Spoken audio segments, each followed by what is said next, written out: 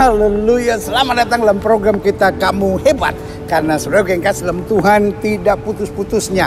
Saya mau mengingatkan buat saudara, kamu hebat. Saya nggak mau tahu orang mau bilang apa. Orang mau bilang kau bodoh, orang mau bilang kau miskin, orang mau bilang kau tak ada apa-apa, orang mau bilang kau tidak bisa buat apa-apa. Tapi izinkan saya mengingatkan buat saudara, kamu hebat. Kenapa kamu hebat?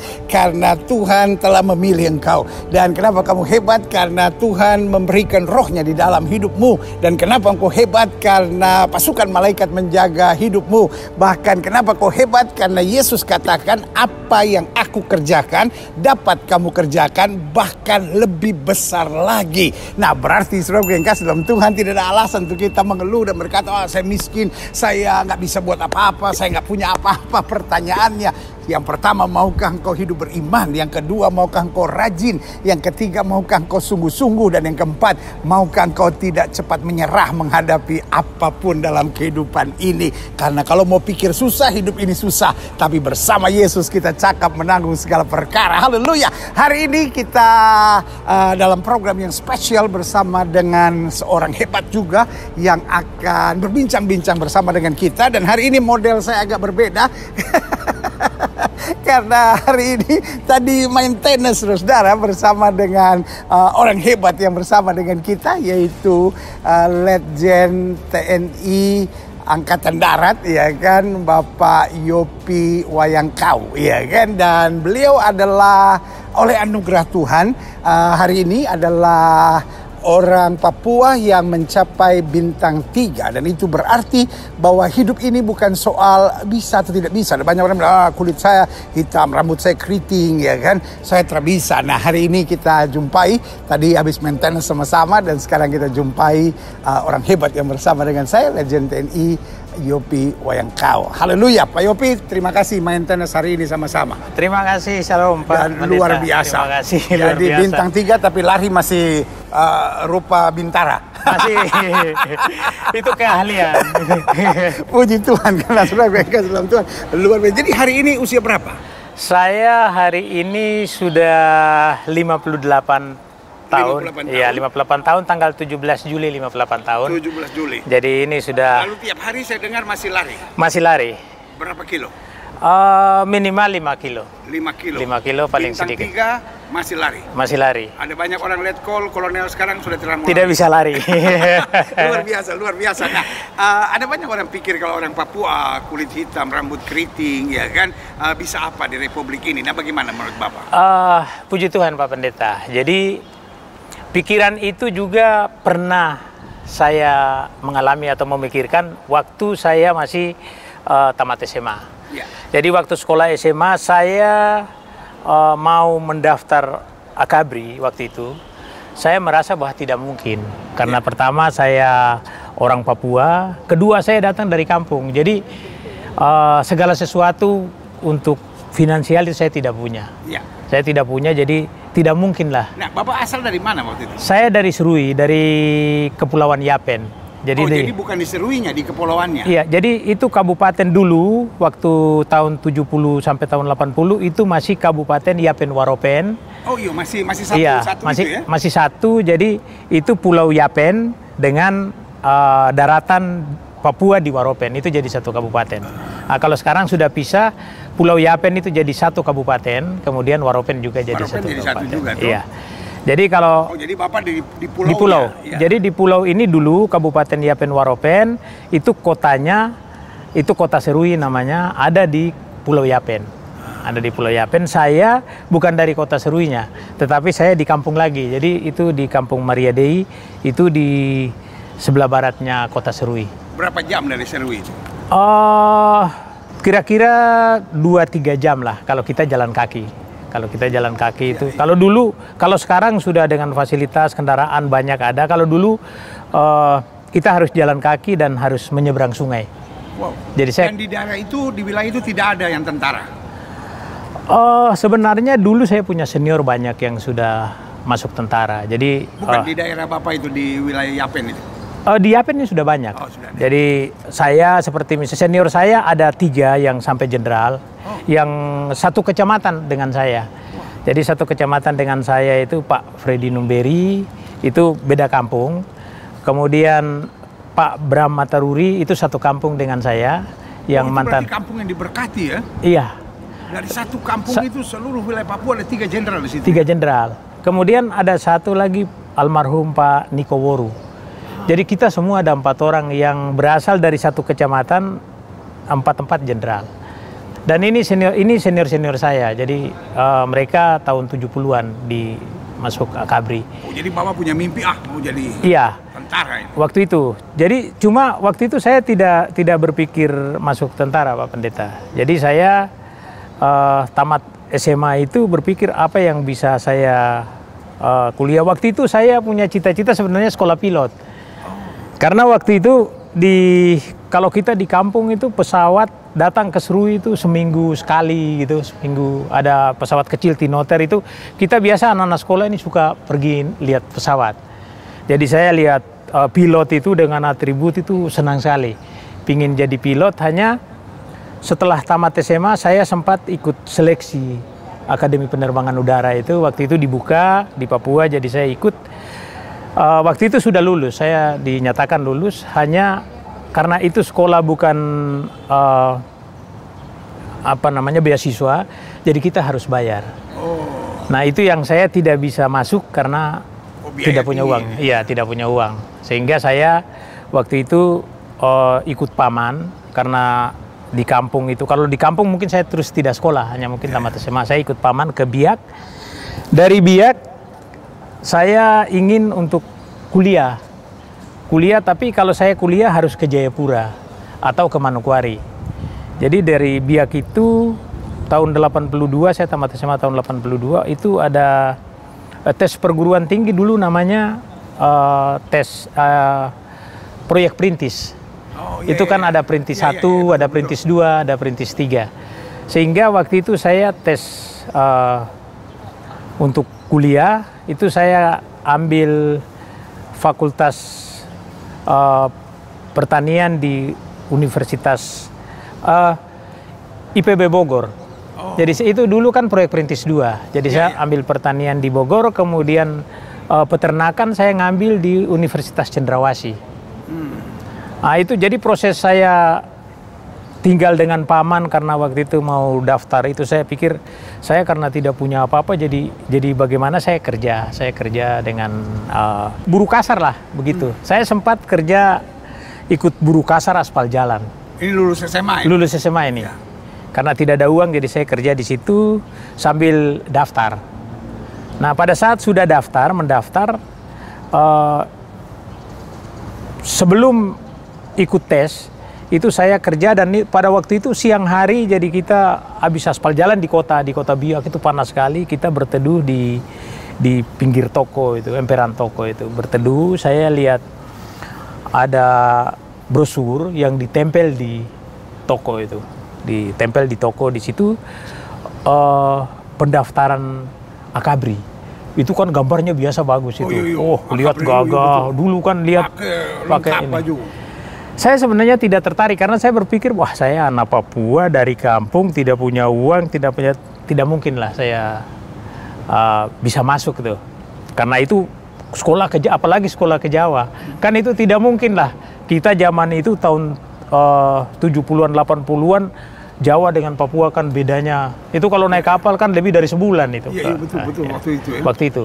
Sehingga saya tidak begitu tertarik. Hanya saya karena duduk di situ saya baca, cuma saya lihat tulisan yang paling bawah justru malah. Jadi tulisan yang paling bawah saya ingat itu ditulis pendaftaran dan pendidikan tidak memungut biaya. Jadi saya berpikir, wah berarti sekolah ini tidak bayar ini sekolah Pak Pendeta. Puji Tuhan saya coba mendaftar. Singkat cerita saya mendaftar. Waktu itu karena anak Papua yang mendaftar itu jarang. Sehingga pada saat saya mendaftar itu di Kodau, Angkatan Udara di Biak, itu begitu saya mendaftar, orang yang mengurus pendaftaran ini dari Angkatan Udara itu lihat saya, dia antusias sekali. Dek, mau daftar? Saya bilang, iya Pak, saya mau daftar Akabri. Udah sini, dia bantu saya. Jadi dia bantu saya segala sesuatu, segala surat-surat itu, dia buat semua. Puji Tuhan, saya ingat itu, dia bikin semua, terus dia bilang, udah Dek, kalau kamu berminat, dia lihat ijazah saya, dia bilang kamu tanda tangan saja di sini. Ini surat-surat persyaratan ini sudah saya bikin semua. Bikin semua, ada satu surat, itu surat izin orang tua. Nah, surat izin orang tua ini saya berpikir ini nggak bakalan. Bapak saya tidak mungkin izinkan saya masuk tentara. Karena jauh sekolah, Jawa. Iya, jauh sekolah di Jawa, kemudian bapak saya diserui. Dan waktu itu kita anggapan kalau tentara itu kurang bagus begitu. Kita bilang tentara itu orang galak-galak, jahat, jadi tidak boleh masuk tentara. Jadi saya berpikir ini kalau surat saya kirim ke kampung untuk bapak tanda tangan tidak mungkin. Tidak mungkin. Jadi saya palsu itu. Saya tanda tangan bapak. Saya tanda tangan sendiri. Saya tanda tangan sendiri izin orang tua karena nama saya kan Yopi Onesimus Wayangkau. Bapak saya namanya Octavianus Wayangkau. Oh, ada O-nya sama. Itu disingkat O Wayangkau bapak saya. Saya juga bisa singkat JO Wayangkau. Jadi saya cuma tulis O Wayangkau, saya tanda tangan sendiri. Kan nggak mungkin dicek ke bapak saya di kampung kan. Akhirnya singkat cerita itu begitu saya tes ini, kemudian saya tes perguruan tinggi. Pada saat pengumuman itu hampir bersamaan, Pak Pendeta. Hampir bersamaan. Dan puji Tuhan tiga-tiganya lulus. Jadi di Fakultas Pertanian di Bogor lulus, peternakan di Uncen Manokwari lulus, kemudian Akabri lulus. Sekarang saya milih, saya konsultasi dengan paman. Kebetulan paman saya itu kerja di Telkom. Jadi paman saya bilang, kalau kamu masuk Akabri, ini baru tes tahap pertama. Bisa kamu lulus atau sampai di Jawa bisa tidak lulus. Kalau tidak lulus berarti kamu nganggur 1 tahun. Kalau kamu ke Bogor, kuliah di Bogor, tinggal dengan siapa? Nanti bayar sekolah bagaimana? Kalau kamu masuk Uncen, nanti di Manokwari bisa tinggal dengan ada saudara di sana, mungkin bisa nanam, bikin kebun gitu sambil kuliah. Ya. Jadi sebenarnya lebih berat cenderung ke Manokwari. Ya. Cuma saya berpikir kuliah kan lama. Kuliah lama, kemudian bayar kuliah juga kan banyak.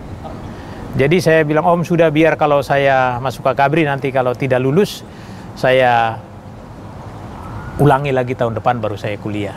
Jadi terus Om bilang udah kalau begitu. Dan saya pesan sama Om tidak boleh bilang ke orang tua. Karena kalau bilang ke orang tua, bapak mama pasti tidak setuju. Jadi tidak usah dikabari. Di situ mulai singkat cerita udah lulus dari situ berangkat ke Magelang. Sampai seleksi di Magelang, sampai lulus. Satu kali? Satu kali. Satu kali lulus, dan saya memang tidak kabari orang tua. Jadi selama pendidikan itu setahun awal itu saya tidak beritahu orang tua.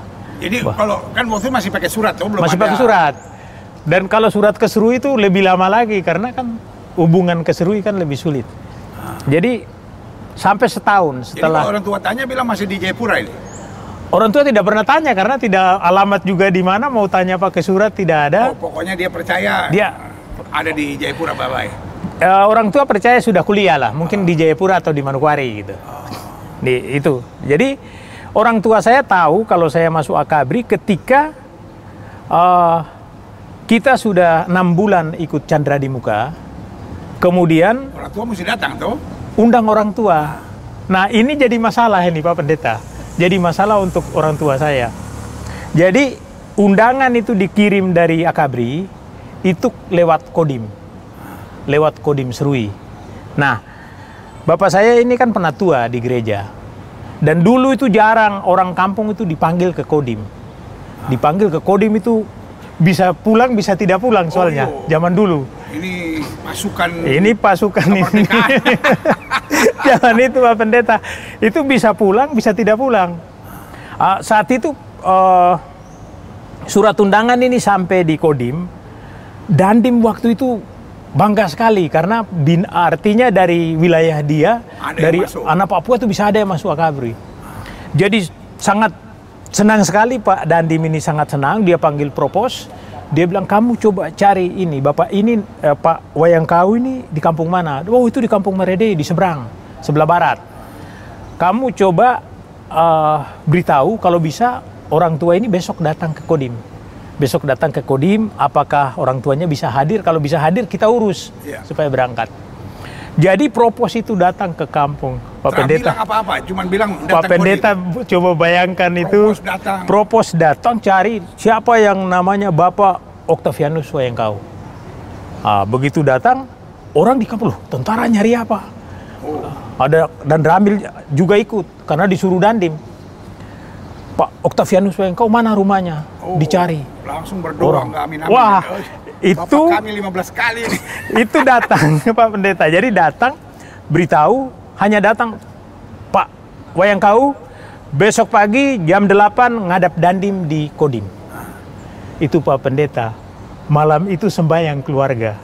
Bapak kumpul semua keluarga berdoa. Ini apa dipanggil ke Kodim ini? Roh jahat apapun kami patahkan. Jadi semua tidak tahu karena keluarga kakak-kakak dari kakak sepupu yang ada di situ semua tidak tahu. Ini dipanggil ke Kodim untuk apa? Ada kakak saya satu dari bapak tua punya anak itu kerja di RRI. Dia yang sampaikan ke bapak, udah bapak tidak apa-apa, nanti besok saya yang antar ke kantor Kodim. Jadi begitu diantar sampai masuk di Kodim, begitu masuk di piket, laporan, Bapak sampaikan, kakak ini sampaikan bahwa kami mau menghadap Dandim. Oh iya Bapak Wayangkau, silakan masuk, Bapak Dandim sudah tunggu. Masuk, begitu masuk dipersilakan masuk ruangan Dandim, Dandim nanya, Pak Wayangkau selamat ya, apa Bapak Wayangkau punya anak nama Yopi Onesimus Wayangkau? Bapak saya bilang, iya. Oh selamat Bapak, anak Bapak berhasil, sudah masuk pendidikan di Akabri. Bapak saya nggak paham. Oh setang. Jadi Bapak saya itu bilang, ini apa? Jadi, bikin apa lagi itu apa? anak? Terus bilang, ini sekolah tentara. Lah Bapak tambah marah, dalam hati, ini anak kurang ajar. Ini suruh sekolah pendeta, tidak mau malah masuk ke tentara. Jadi singkat cerita sudah bicara dengan Dandim, Bapak bilang kita tidak punya uang jadi tidak bisa berangkat. Tapi mulai pulang keluar dari kantor Kodim saya itu disumpah Pak. Anak ini kurang ajar, bikin susah orang tua. Bikin lebih baik dia mati sajalah, kita tidak usah pikir lagi. Sampai kita dipanggil ke Kodim ini. Jadi itu Bapak karena tadinya mungkin gugup ya. Gugup datang ke Kodim terus dengar berita itu bukan senang, malah marah, pulang mama yang dimarahi. Kamu mesti dia pergi ini, kamu sudah ngasih tahu kamu. Mama bilang dia tidak kasih tahu, saya juga tidak tahu. Ya udah ribut di keluarga, tapi Bapak bilang udah nggak perlu, anggap saja dia sudah mati, jadi tidak usah urus dia. Jadi itu singkat cerita Pak Pendeta, saya sampai bisa masuk Akabri itu. Tadi saya berpikir, ya kita orang Papua udah hitam, rambut keriting, zaman itu juga kan masih kurang ini, baru jauh, tidak punya uang dari kampung, jadi tidak mungkin lah bisa masuk Akabri. Jadi ini judulnya gara-gara terada uang menjadi jenderal. Jadi jenderal itu. Ya sudah keinginan belum Tuhan. Awal kehidupan ini kadang-kadang Tuhan atur sederhana. Sebetulnya beliau ingin jadi pilot, lalu beliau ingin jadi peternak, ingin jadi perkebun, ya kan? Dan semua itu akhirnya hitungannya cuma satu. Saya terada uang dan saya tertarik jadi tentara. Tapi ada tulisan pendaftaran dan pendidikan tidak dipungut biaya. Itu sudah. Orang tua tidak mengizinkan, sempat dikutuk-kutuk sekalipun. Tapi kalau ada berkat Tuhan di dalamnya luar biasa. Nah, dalam perjalanan selanjutnya, Bapak pernah alami dibully orang kah? Apalagi waktu awal-awal orang merasa, kok bisa apa? Pak Pendeta, saya memang ini sesuatu yang luar biasa buat saya dan keluarga. Jadi Pak Pendeta, begitu saya lulus Akabri, Akmil waktu itu sudah jadi Akmil, dari Akabri jadi Akmil. Saya termasuk lulus, bukan lulus pintar baik di depan Pak Pendeta. Saya lulus itu termasuk yang jelek dari belakang, 10 besar dari belakang. Oh pas-pas? Pas-pas lah, pokoknya itu lulus ya, asal lulus saja. Saya memang dulu waktu sejak Akmil, jadi begitu saya tingkat 1, saya sudah berkecimpung dengan dunia olahraga. Saya pelari atletik, lari 200 meter dan 400 meter di Akabri waktu itu. Sampai saya juara Akabri, darat, laut, udara, polisi saya juara waktu itu. Jadi saya lebih banyak itu sama pengasuh dan senior itu latihan. Jadi saya latihan tiap hari, saya harus di lapangan latihan. Orang Sehingga tua udah nggak mau. saya udah tidak pikir juga orang tua. Saya juga pikir di kampung juga hidup susah, makan susah juga. Jadi ini mumpung lagi sekolah ini bisa lari terus lari. Jadi begitu saya lulus, Pak Pendeta, lulus karena saya merasa saya lulus belakang. Jadi saya berusaha untuk. Jadi orang lain, orang tuanya bangga anak lulus Akmil ini iya. Tidak datang. Jadi orang tua tidak datang. Waktu saya pelantikan itu yang datang Bapak Ade yang datang. Kebetulan Bapak Ade itu kerja di kantor gubernur di Jayapura, jadi dengan Mama Ade bisa datang. Tapi Bapak dan Mama tidak bisa datang karena ya tadi satu itu Bapak sudah memang tidak suka sama saya. Jadi waktu lulus pertama saya dinas di Semarang, di Batalion 401 di Semarang. Kemudian saya dipindahi ke Batalion 405 di Cilacap. Saya merasakan waktu itu, mungkin orang melihat saya kan anak Papua, terus ya dengan segala macam kekurangan yang saya punya. Bahasa juga belum bisa lancar, artinya bahasa Jawa atau bahasa Indonesia juga saya tidak mungkin logat kan, bicara logat masih logat Papua. Jadi saya melihat bahwa senior melihat saya itu menganggap ya itulah, apalagi waktu itu banyak senior yang merasa kalau anak Papua itu identik dengan mabuk, kemudian ya banyak kekurangan lah. Dan saya merasa itu yang menjadi tantangan dan itu yang menjadi motivasi buat saya berjuang, dan itu saya janji dalam diri saya bahwa saya harus bisa menunjukkan kepada teman-teman dan rekan-rekan bahwa saya anak Papua, saya juga bisa. Kalau itu kepercayaan diberikan kepada saya bisa melakukan apa yang sehingga saya Pak Pendeta selama perwira remaja, PAMA, perwira pertama mulai letnan 2, letnan 1, kapten, itu saya hanya pulang sekali saja ke kampung. Dan itu saya berusaha, saya tidak ada persoalan dalam dinas, maksudnya tidak ada pelanggaran. Kalau libur ya saya libur, tetapi saya tidak boleh terlambat apa semua. Itu saya berusaha, dan saya juga berpikir bahwa itu talenta saya, talenta yang Tuhan kasih buat saya jadi prajurit. Jadi saya harus pelihara itu. Saya tidak boleh bikin pelanggaran dengan segala macam kekurangan yang saya punya, karena saya berangkat itu kan dengan apa? Kalau kita bilang kan bala kosong. Iya, bala kosong jadi datang hanya baju. Saya berangkat masuk ke Akmil itu saya punya uang hanya 40.000, Pak Pendeta. Saya berangkat dari rumah itu hanya 40.000 sampai jadi perwira. 40.000 dan tanpa doa orang tua lagi. Tanpa doa orang tua.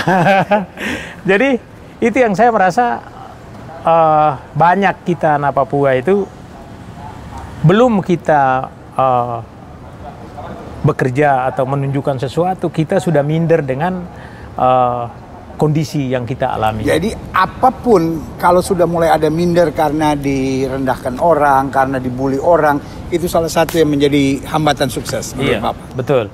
Jadi saya melihat itu, saya berusaha untuk saya harus bisa, bahkan kalau bisa itu saya bisa lebih dari teman-teman. Yang pada saat itu kita dinas sama-sama, saya berusaha bisa tampil lebih. Itu jadi saya mulai saat itu saya berusaha belajar. Kalau ada senior yang pergi sekolah atau kursus pulang, saya menghadap. Saya minta, "Bang, saya minta buku-buku dia pulang sekolah." Saya coba ambil, saya fotokopi, saya bikin catatan sendiri. Dan itu saya berusaha, dan saya waktu itu berusaha saya harus bisa jadi kepala seksi operasi di batalion. Karena zaman itu kepala seksi operasi ini sebenarnya motor dari batalion itu. Dia yang bantu Danion untuk berpikir, susun rencana kegiatan, rencana latihan. Jadi saya punya cita-cita, saya harus bisa jadi kasih opnya batalion. Dan itu tercapai. Saya letnan 1, saya ditunjuk jadi kasih op. Karena saya bisa olahraga, saya bisa bawa anak-anak olahraga, saya bisa susun rencana latihan. Dan itu saya berusaha untuk bisa saya tampil, bisa lebih menonjol lah dari teman-teman, karena saya merasa bahwa itu modal saya. Kalau saya tidak bisa menonjol, ya orang bilang ya sama saja. Iya betul. Nah, kapan pertama kali orang tua akhirnya bisa terima? Ceritanya Pak Pendeta, jadi saya tahu bahwa bapak saya ini kan penatua, dan mulai saya lahir itu bapak sudah di gereja dari sejak muda, sehingga saya tahu bahwa bapak ini hal-hal rohani Kristen itu paham. Ya. Jadi pada saat saya begitu lulus, saya udah janji itu gaji pertama saya harus kirim ke orang tua untuk nasar di gereja. Sehingga saya begitu lulus kan saya waktu lulus itu 3 bulan belum terima gaji karena proses pemindahan, Jadi begitu saya terima gaji, itu gaji pertama bulan pertama saya terima gaji itu saya kirim ke orang tua. Jadi saya wesel pos itu. Oh ya, zaman itu masih wesel ya, betul. Wesel pos. Mama saya itu kan buta huruf. Jadi saya tahu ini kalau saya kirim, kalau sampai di rumah pasti bapak yang baca. Jadi saya kirim gaji saya itu waktu itu 96.000 ditambah dengan uang makannya 10.000. Jadi 106.000. Itu saya bawa ke kantor pos, saya wesel. Saya tulis di situ. Jadi saya tulis itu kan ada di lembar itu kan ada berita itu, pesan itu ya. Berita. Jadi saya tulis, Mama, ini gaji pertama saya. Sebelum saya menggunakan gaji-gaji saya yang berikutnya, ini gaji pertama saya kirim untuk Mama, supaya Mama bisa kasih nasar ke gereja. Kasih nasar ke gereja, kalau ada lebih, Mama bisa pakai untuk apa, mungkin untuk adik-adik dan lain-lain. Dan kalau Bapak masih marah sama saya, Mama tidak usah kasih ke Bapak. Kalau Bapak sudah tidak marah, boleh dikasih. Jadi saya tulis di situ, terus saya tanda tangan. Nah, saya udah tahu bahwa saya punya kakak sepupu itu kerja di kantor pos di Serui. Jadi saya begitu ini sampai di Serui, ceritanya ada yang cerita. Jadi ini sampai Serui, kakak ini lihat zaman itu kan jarang ada wesel ini jarang. Jadi begitu sampai apalagi di ke kampung kan, kakak ini lihat, ini om dengan tante ada dapat wesel dari adik ini. Lihat loh, saya sudah perwira. Jadi kakak ini ngambil, kemudian antar ke rumah. Antar ke rumah. Pada saat masuk rumah itu sudah sekitar jam-jam mungkin jam 3, jam 4 itu sudah sore, menjelang sore. Jadi bapak ini lagi kerja motong-motong kayu di halaman rumah ini. Mama ada duduk di situ. Jadi antar datang ngomong bahasa ke mama. Mama, ini ada kiriman dari Yopi. Ada kiriman uang. Jadi mama bilang, ya udah ini. Terus mama ngomong bahasa ke bapak bahwa ini ada kiriman. Karena bapak ini masih marah sama saya, bilang, udah nggak usah peduli dengan dia. Udah biarin aja taruh situ. Tapi mama bilang, ini ada uangnya. Ke bapak mungkin dengar uang, terus bilang, mana? Terus mama ngasih, baca ini dulu. Bapak baca ini. Itu saya tidak tahu suasana waktu itu ya. Tetapi saya di keluarga ini kan saya 10 orang. Ya. Saya 10 orang. Dan saya nomor 5. Kakak saya nomor 2, itu saya kelas 6 SD itu sudah lulus kuliah di Universitas Cendrawasih dan sudah kerja di Universitas Cendrawasih. Jadi kerja di kantor, diminta kerja di sana. Jadi kakak ini sudah kerja semenjak saya SD kelas 6. Nah, kakak ini bapak paling sayang karena kakak ini dari kampung saya, dari suku saya, Onate di Serui ini kakak saya yang pertama kuliah. Jadi bapak itu bangga sekali dengan kakak saat itu. Karena di kampung kita belum ada anak-anak yang kuliah, kakak saya sudah kuliah. Jadi bapak begitu bangga sekali dengan kakak ini. Jadi saya ini diabaikan gitu. Nah, bapak begitu baca ini mungkin terharu. Karena kakak sudah lulus lama, sudah bekerja, belum pernah kirim uang. Belum pernah kirim uang, apalagi kirim ke gereja. Nah, jadi bapak itu berpikir, ini anak yang saya anggap dia udah nakal segala macam, susah diatur tapi kok dia masih ingat kewajiban dia untuk kirim ke gereja. Ini anak yang kita buang lah istilahnya. Iya, yang artinya tidak dipikir itu. Yeah. Dia masih ingat. Sementara kakaknya yang disayang ini justru tidak ingat. Di situ bapak mulai berpikir kembali. Setelah baca ini, bapak nangis. Terus bapak minta adik itu suruh suruh beli kertas, nulis surat buat saya. Itu surat pertama itu Itu mungkin ada 5 atau 6 lembar itu, tulis surat itu dengan ayat Alkitab semua ditulis di dalam itu, dan Bapak minta maaf. Minta maaf karena selama ini mungkin tidak memperhatikan saya. Sehingga itu mulai saat itu Bapak berbalik. Berbalik ke saya, mulai nasihati saya apa. Dan di situ saya merasa bahwa ya memang saya harus keluar dan harus berbuat. Kalau tidak kan nanti anggapan Bapak kan begitu, karena memang saya semenjak sekolah itu kan ya anak muda dulu kan, udah agak nakal, sering berantem gitu. Jadi Bapak di situ baru mulai lihat saya kembali, mulai pelihara hubungan dengan saya.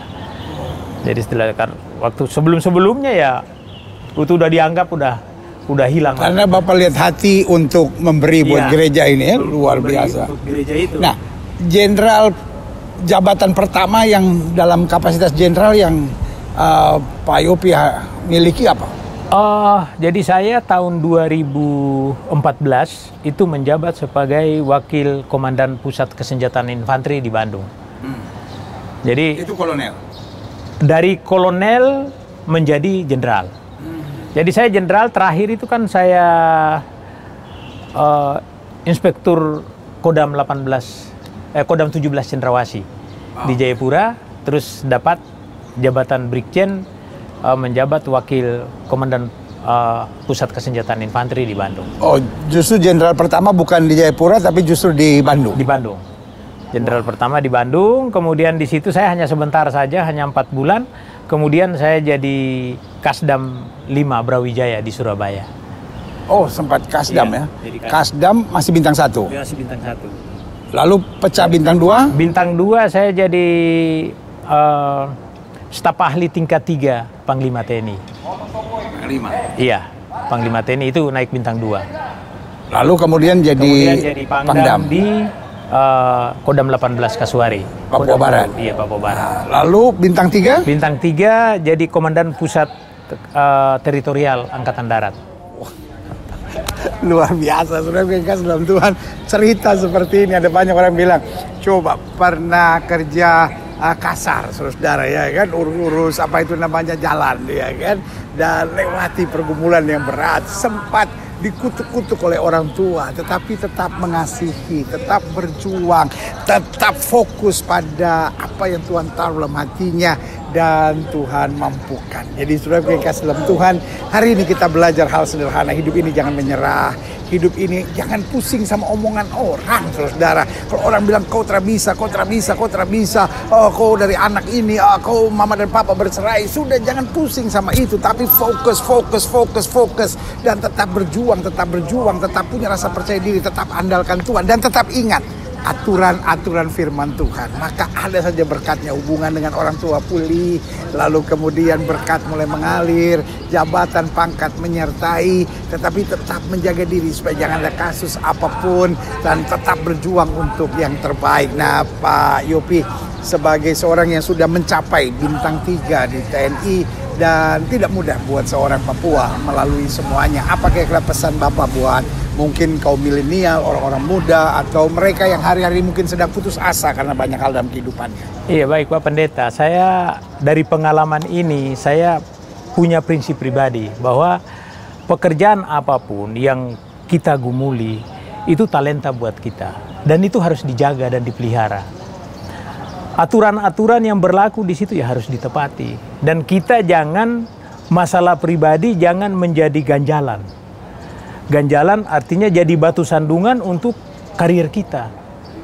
Jadi kalau kita meniti karir, kita mengejar karir kita supaya baik, jangan soal-soal pribadi kita yang mengganjal. Karena kalau soal pribadi kita yang menjadi hambatan, ya kita yang membuat hal itu terjadi. Jadi supaya karir kita bisa berjalan dimanapun kita ada, itu masalah pribadi jangan menjadi ganjalan. Itu jadi prinsip saya.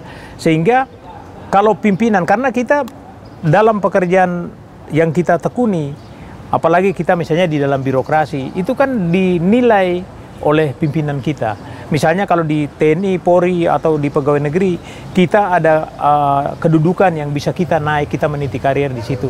Itu harus clear, harus clear kalau misalnya saya tidak diberikan oleh dinas, apa boleh buat. Mungkin itu kemampuan saya sampai di situ. Tetapi jangan sampai dinas mempertimbangkan untuk mengangkat kita, tetapi kita terganjal oleh masalah pribadi kita. Malas. Atau kita biasa mabuk. Itu kan masalah pribadi. Atau urusan keluarga. Misalnya kita tidak mengatur keluarga, anak-anak kita tidak bisa mengatur mereka dengan baik sehingga menjadi beban untuk kita. Jadi itu jadi beban kita. Jadi itu yang harus kita clearkan supaya pimpinan melihat kita, memberikan kepercayaan itu tidak ada ganjalan buat kita. Sehingga saya pikir untuk anak-anak muda terutama itu harus melihat itu. Pekerjaan apa saja, tidak ada yang ada orang bilang kan pekerjaan ini lebih baik dari pekerjaan ini. Menurut saya tidak, sama saja. Itu talenta bagi kita. Saya pikir Pak Pendeta kita kalau saya sendiri secara pribadi karena besar sebagai anak Tuhan, jadi saya melihara itu. Ini talenta saya dan saya harus pertanggungjawabkan bukan hanya kepada saya dan keluarga, tapi kepada Tuhan juga talenta ini. Dan untuk jadi berkat buat orang lain. Nah, mungkin ada pesan buat anak-anak muda Papua? Saya khusus untuk anak muda Papua, kita jangan terlalu banyak minta diprioritaskan. Tapi kita harus berusaha untuk menyiapkan diri. Sehingga kalau kesempatan itu diberikan, kita bisa menunjukkan bahwa kita bisa melakukan hal-hal yang diinginkan oleh negara untuk kita. Karena kalau kita minta prioritas tapi kita sendiri tidak siap, begitu kesempatan itu diberikan, justru kita tidak bisa berbuat apa-apa. Sehingga itu yang kita harus menyiapkan diri. Dan juga kalau kita sudah duduk di satu jabatan, jangan berambisi untuk bergeser atau apa. Ini yang saya lihat masih kurang bagus. Karena ya saya mungkin lihat sedikit khusus untuk kita anak-anak Papua ini. Saya hampir 3,5 tahun saya menjabat sebagai Pangdam. Justru kita bertarung di hal-hal yang sebenarnya tidak perlu. Harusnya kita bisa kerjasama, saling bantu-membantu untuk meniti karir atau membesarkan daerah kita. Tapi justru kita dengan kita sendiri bertarung yang negatif. Itu mungkin karena budaya sukunya ini ya, perang-perang suku dan lain-lain sampai hari ini masih... Saya pikir itu ada, tapi itu budaya kita. Tapi sekarang ini kan sudah modern, kita kan harus bisa melihat ke depan. Dan kita harus bersatu. Harus bersatu, jangan melihat kan ada yang bilang, ini dia dari sini, ini dia dari sini. Justru ini memecah belah kita. Karena berpikir sesuatu itu, lebih baik banyak orang yang berpikir untuk satu hal, daripada satu orang berpikir sendiri banyak hal. Justru kalau banyak hal, pecah. Dan tidak ada yang bisa sampai bisa artinya bisa sukses, bisa hasilnya baik. Dan itu yang saya merasa bahwa kita anak-anak Papua ini harus bersatu dan punya komit. Kalau sudah ada yang misalnya duduk di jabatan itu, kita harus mendukung. Kita yang lain mendukung, jangan baku dongkel. Jangan baku dongkel. Padahalnya kalau kita disuruh duduk di situ belum tentu juga kita baik di situ. Dan seperti Bapak bilang mungkin tadi, kalau Manado bisa, Papua bisa. Kalau Chinese bisa, Papua bisa. Jawa bisa, Papua bisa. Iya, kita bisa. Saya pikir tidak ada halangan. Soal pekerjaan yang diberikan, saya pikir saya selama ini mampu melakukan itu. Dan mungkin orang melihat bahwa itu jarang sekali, tapi dengan ketekunan kita itu kan kita mampu bisa melakukan itu. Wah, luar biasa. Saudara yang kasih dalam Tuhan, yang pertama saya belajar dari semangat perjuangan yang luar biasa. Semangat tidak pernah menyerah, bahkan terada uang justru menjadi jenderal.